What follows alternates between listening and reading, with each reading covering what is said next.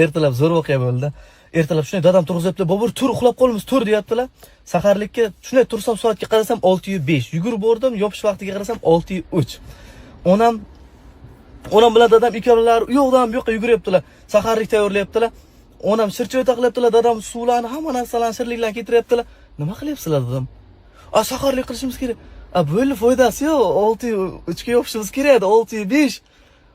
Yopamiz, bo'ldi, suv ham ichmaymiz, hech nima qilmaymiz, niyat qilib yopib yuboramiz dedim. Bo'lmasa ro'za bo'lmaydi dedim. Amanam bilardim, dadang prosta suzmabsan demasizlar deb suzib qo'yayman dedilar. Keyin bir uyga kirib telefonimni olib chiqaman degancha dadam qarqasha qilyaptilar.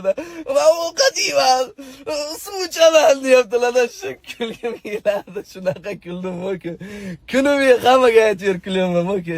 Inson yoshi katta bo'lavergan sari yosh bolalashib borar ekanda shunaqa qarqasha qilyaptilar. Dada, soat 6:05 bo'lgan, 6:07 bo'lib ketdi. 6:03 da yopishimiz kerak. Suv ichaman. Xo'p, bo'l, o'qing duoni dada desam, dadam duo o'qiydigan tablochiga qarab, o'qimay o'tirdilar. "O'qing dada, o'qing dadasi" deyaptilar onam. O'qimaydilar.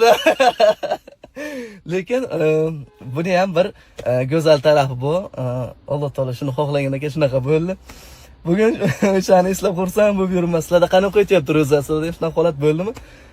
Bir kun avvalroq ochib qo'ygan paytimiz ham bo'ldi. O'shandan keyin sal yaxshiroq qaraydigan bo'ldik vaqtga. Sizlarda qanaqa o'tyapti ro'za?